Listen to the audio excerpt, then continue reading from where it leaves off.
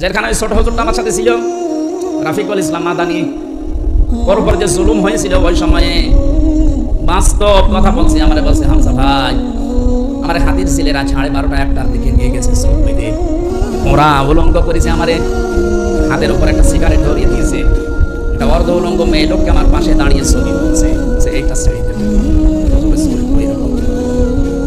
মোবাইলের ভেতরে উল্টা পাল্টা নাচ গান বিভিন্ন জিনিস ডাউনলোড করে করে ওগুলো ছড়িয়ে দেবো, মোবাইলে পাওয়া যায়।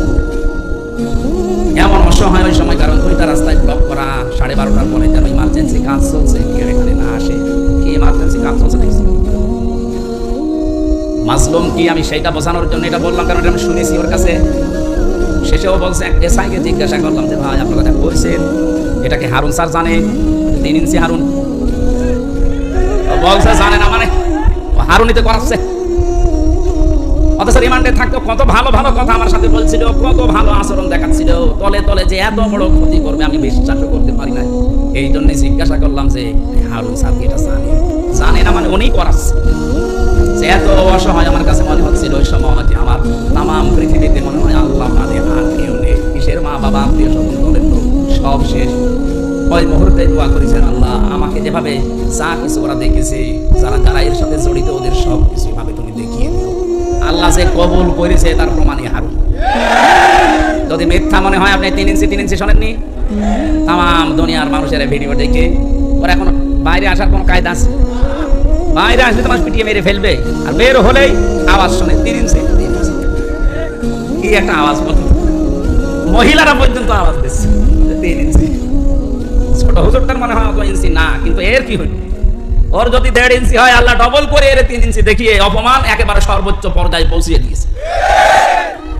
এই জন্য সতর্ক থাকবেন, আপনার দ্বারা কেউ যেন মাজলুম না হয়, জুলুমের শিকার না হয়, এটা গুরুত্বপূর্ণ বিষয়। আল্লাহ আমাকে সহ যারা আমরা এখানে এসেছি এই বিষয়টাই খুব সেনসিটিভ থাকার তৌফিক দেন, বলেন আমিন। আমরা দরুদ পড়ছি, সালাম পাঠাচ্ছি মুহাম্মদ রাসূলুল্লাহ সাল্লাল্লাহু আলাইহি। এই ডোমর ফল 8টা, আর জাইতুন যেটা জলপাই বলা হয়, এটা পুরা কোরআন শরীফে মনে হয় 11 বারের উপরে ব্যবহার হয়েছে। আমার এখন সঠিকটা মনে আসছে না, যাক আপনি তাফসীর এই সূরা 3-এর তাফসীর দেখলেই পাবেন। এই ফল এই দুইটা যদি কেউ মধুর সাথে মিশিয়ে খেজুর দিয়ে সকালবেলা খেতে পারে, আস্তে আস্তে তার হারানো যৌবন ফিরে পাবে। বুড়ো মানুষ আবার এটা করতে চাই। আর এই যে মানিক্কা, এই মানিক্কা যদি খায় তো জিনিসই উড়ে গেছে, ও খেয়ে করবে কি? ওরা জিনিস আর নেই, এখন অপারেশন চলছে জিনিসে। জামাত ইসলামের আমির কয়েকদিন আগে ঘোষণা দিয়েছে যে যারা ইসলামী আন্দোলনকে যারা মনে করেন যে ইসলাম ক্ষমতায় গেলে মেয়েদেরকে বন্দী করে রাখবে, জুজুর ভয় দেখাচ্ছে, আমাদেরকে আপনি ওই জায়গায় বসিয়ে দেখেন, 5 বছরের ভেতরে বাংলাদেশের প্রত্যেকটা মহিলা বলতে বাধ্য হবে যে কিয়ামত পর্যন্ত এরা যেন না যায়। মুজদালিফায় যারা সারা রাত কাটায়, আমার পাশে যুবতী মেয়ে ঘুমিয়ে আছে, তাকানো তো দূরের কথা, মনের ভেতরে ধারণাও আসে না যে এখানে পাকিস্তানের সুন্দরী মেয়েরা, সৌদি আরবের সুন্দরী মেয়ে আমার পাশে ঘুমিয়ে আছে। কেন? আল্লাহর আইন চলছে। কার আইন? ওখানে কোনো পাহারাদার নেই, কোনো বেড়া দেওয়া নেই, কোনো দেওয়াল নেই, কেউ নেই, শুধু আল্লাহ আছে। হাজার হাজার লক্ষ লক্ষ মানুষেরা চাটিয়াল ময়দানে পড়ে আছে। নিজে পরীক্ষিত, নিজে দেখি না, গাড়ি মেরে তাফসীর আকারে কথা বলতেছিলাম, কি সুন্দর পরিবেশ নিয়ে মানুষগুলো শুনছিল। আল্লাহ তাআলা কোরআনটা যদি কায়েম হয়ে যায়, দেশে কত শান্তি, স্বস্তি, নিরাপত্তা ফিরে আসবে আমাদের কল্পনায়নে। মেহেরবানি করে চর্ম চোখে এটা দেখে যাওয়ার তৌফিক দাও। কখন কার মরণ চলে আসে জানি না।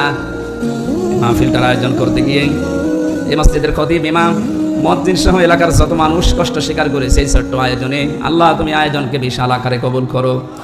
কোরআনের প্রসারের জন্য টাকা পয়সা খরচ করলে ওই টাকার হিসাব দেওয়া লাগে না, তোমার নবী জানিয়েছে। আল্লাহ তাআলা যারা আজকের এই ময়দানে খরচ করেছে, কিয়ামতে এই পয়সার হিসাব তুমি নিও না। আমার অধিকাংশ মানুষের রোগী, আমাদের রোগ থেকে তুমি মুক্ত করো। রব্বুল আলামিন জীবনে আর যাই করেছেন, জালেম হয়ে মারা না যায়, তুমি আমাদেরকে দেখো। বারাকাল্লাহু লানা ওয়া লাকুম ফিল কোরআনিল আযীম।